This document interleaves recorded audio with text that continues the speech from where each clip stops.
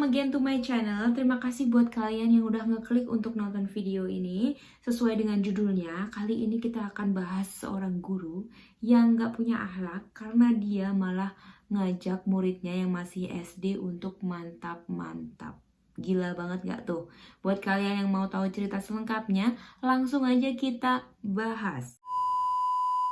Jadi siapakah gerangan guru yang agak kurang so-on ini ya? Namanya adalah Mary Catherine Letourneau yang biasa disebut sebagai Mary Kay. Pada saat kejadian dia berusia 34 tahun dan kemudian korbannya yang bernama Willy Voilau pada saat itu berusia 12 tahun.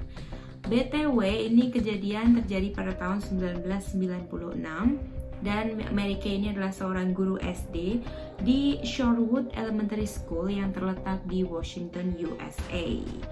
Willy ini adalah muridnya dan Willy ini adalah murid kelas 6 SD. Sebenarnya Mary Kay ini sudah pernah mengajar Willy pada saat Willy duduk di bangku kelas 2 SD. Kemudian dia mengajar Willy lagi pada saat Willy duduk di bangku kelas 6 SD. Mary Kay ini pun sudah memiliki suami. Suaminya bernama Steve Letourneau dan dia telah memiliki 4 anak dari suami pertamanya. Tuh kan dia ini udah bersuami, udah punya 4 anak, kurang apa lagi sih? Kenapa dia malah memperkosa muridnya? Aku gak ngerti deh. Awalnya gimana? Kenapa Mary Kay ini bisa deket sama Willy? Ternyata Willy ini adalah anak yang pintar menggambar. Dia emang hobi banget gambar. Dia seneng gambar kartun, kayak semacam doodle gitu. Dan hasil gambarnya pun bagus. Sehingga pada saat dia menggambar di kelas, Mary Kay ini menyukai hasil gambarnya. Dan Mary Kay ini sering memuji Willy di depan teman-temannya. Dari situlah Willy ini mulai suka sama Mary Kay. Suka karena ya siapa yang gak suka ya murid dipuji terus sama gurunya. Tapi dia sukanya sebatas murid dan guru loh ya, gak lebih. Tapi kemudian karena kedekatan mereka, suatu saat memang Mary Kay ini cantik ya. Jadi suatu saat Willy ini pernah bercandain Mary Kay alias godain Mary Kay. Willy ini bilang bagaimana caranya mendapatkanmu, bilang gitu ke Mary Kay. Ya namanya anak 12 tahun nyeletuk kayak gitu, harusnya kita yang lebih dewasa ya. Apalagi Mary Kay pada saat itu telah berusia 34 tahun, harusnya dia bisa dong bedain yang real sama yang enggak. Harusnya dia malah nasihatin Willy ataupun dibiarin aja berlalu, namanya juga anak kecil kan usia 12 tahun. Itu enggak, si Mary Kay itu malah nanggepin Willy dengan serius. Dia pikir Willy ini cinta beneran sama dia, dan dia juga jadi cinta sama Willy dan dia menganggap Willy ini pasangannya.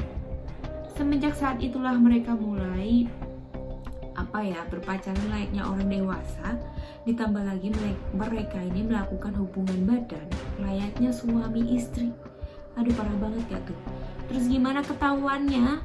Ketahuannya adalah pada saat itu Mary Kay dan Willy sedang bermesraan di mobil Mary Kay. Jadi mereka memarkirkan mobilnya, kemudian mereka bermesraan. Tetapi ada polisi yang curiga karena melihat Willy ini sepertinya masih kayak anak kecil gitu. Kemudian benar aja mereka digerebek oleh polisi. Dan pada saat digerebek, Mary Kay dan Willy ini ditanyain oleh polisi. Tentu aja Mary Kay yang jawab semuanya. Mary Kay berbohong tentang nama Willy dan juga usia Willy. Dia bilang Willy ini sudah 18 tahun. Tetapi polisi ini masih curiga dan akhirnya polisi memutuskan untuk membawa Mary Kay dan Willy ke kantor polisi. Di kantor polisi itulah Willy akhirnya diinterogasi sendirian. Dan ya kalian tahu lah, sesuai dugaan kalian, anak 12 tahun takut sama polisi dan pasti nggak bisa bohong. Disitulah akhirnya ketahuan kalau Mary Kay ini adalah seorang child rapist. Dan disitu polisi memanggil orang tua Willy menjelaskan semuanya. Dan orang tua Willy tentunya kaget banget karena dia ini nggak nyangka ya. Memang Willy ini sering keluar sama Mary Kay, tapi orang tuanya nggak nyangka kalau mereka melakukan sesuatu yang tidak senonoh seperti itu. Karena setahu orang tua Willy, Mary Kay ini memang memiliki anak yang seumuran dengan Willy, hanya setahun lebih muda dari Willy. Jadi anak Mary Kay pada saat itu berusia 11 tahun, dia bernama Steve Junior, itu emang temennya Willy, jadi mereka ini akrab juga. Dan setahunya orang tua Willy ini main ke rumah Mary Kay, sering pergi sama Mary Kay untuk main sama anaknya Mary Kay. Jadi mereka benar-benar gak tahu, no idea kenapa bisa ternyata mereka ini tiba-tiba ketangkep karena melakukan hubungan suami istri. Ditambah lagi pada waktu itu Steve Letourneau, yaitu suami pertamanya Mary Kay, memberikan bukti kepada polisi berupa surat cinta Mary Kay ke Philly dan juga sebaliknya. Nah, setelah itu Mary Kay ditangkap polisi dan kasusnya diadilin.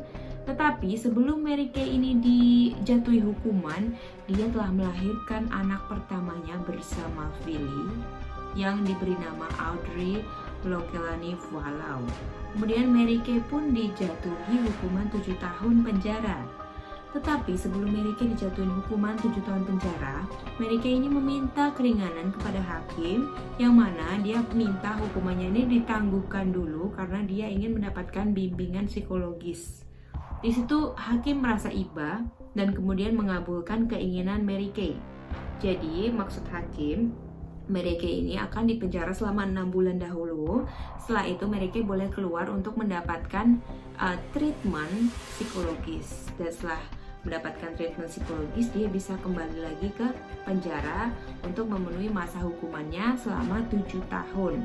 Dengan syarat selama dia mendapatkan bimbingan psikologis, dia tidak boleh menghubungi Philly sama sekali.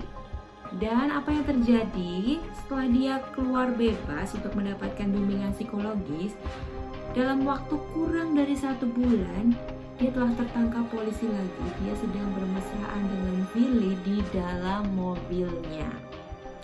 Dan di situ polisi nggak cuma menemukan Philly ya yang lagi bermesraan dengan Mary Kay, dia juga menemukan uang cash yang cukup banyak jumlahnya, paspor, dan juga baju-baju bayi. Jadi memang mereka ini merencanakan untuk keluar negeri supaya Mary Kay ini nggak melanjutkan masa hukumannya.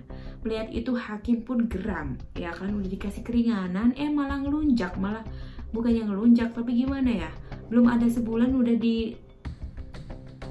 semua, itu udah dilanggar semua ibaratnya. Nah dari situ hakim pun geram, terus dia langsung memasukkan Mary Kay untuk serve masa hukumannya sebanyak 7 tahun, selama 7 tahun di penjara. Pada saat hubungan Philly dan Mary Kay ketahuan, suami Mary Kay pun langsung menceraikan Mary Kay dan dia mendapatkan hak asuh penuh atas keempat anaknya. Akhirnya pada tahun 2004 Mary Kay pun bebas karena dia telah menyelesaikan hukumannya 7 tahun penjara. Tahun 2004 Mary Kay bebas, dan tahu nggak apa yang terjadi di tahun berikutnya? Pasti kalian nggak ada ide kesini sama sekali. Dan pada tahun 2005 Mary Kay ini menikah dengan Philly. Jadi aku nggak ngerti nih kenapa Philly ini mau menikahi Mary Kay. Kayaknya Philly ini mungkin merasa bersalah gitu karena dia sudah memiliki anak dengan Mary Kay, jadi akhirnya dia menikahi Mary Kay, atau bagaimanapun itu aku nggak tahu. Yang jelas komentar rakyat Amerika pada saat itu, dia merasa kasihan sama Philly karena tampaknya Philly ini belum menyadari bahwa dia adalah korban. Dia belum ngerti pada saat itu bahwa itu salah, atau mungkin dia ngerti tapi dia kasihan sama Mary Kay, I don't know. Yang penting mereka menikah pada tahun 2005 dan mereka memiliki pernikahan yang cukup bahagia beberapa tahun kemudian. Tetapi akhirnya pada tahun 2017 mereka berpisah dan mereka resmi bercerai pada tahun 2019. Tak lama setelah mereka resmi bercerai, tiba-tiba ketahuan kalau Mary Kay ini ternyata telah mengidap kanker kolorektal stadium 4. Pokoknya tiba-tiba pas diagnosa itu udah sampai stadium 4 gitu. Kanker kolorektal adalah kanker yang tumbuh pada usus besar. Dan mendengar hal itu, Philly pun merasa kasihan kepada Mary Kay dan dia mengasuh dan merawat Mary Kay selama masa-masa akhir Mary Kay. Anak-anaknya pun selalu di samping Mary Kay selama masa-masa akhir Mary Kay, dan kemudian Mary Kay meninggal tahun ini pada tanggal 6 Juli 2020. Ya begitulah guys, kasus kali ini seorang guru yang memperkosa muridnya, ya, mengajak muridnya berhubungan intim. Gimana menurut kalian? Pendapat kalian gimana? Apakah kalian kasihan dengan Mary Kay atau dengan Billy? Aku pengen tahu, please komen di bawah. Dan juga kalian bisa kasih kritik dan saran buat aku. Semoga kedepannya aku bisa lebih baik bikin kontennya. Okay, and thank you all for watching. See you on my next one. Bye.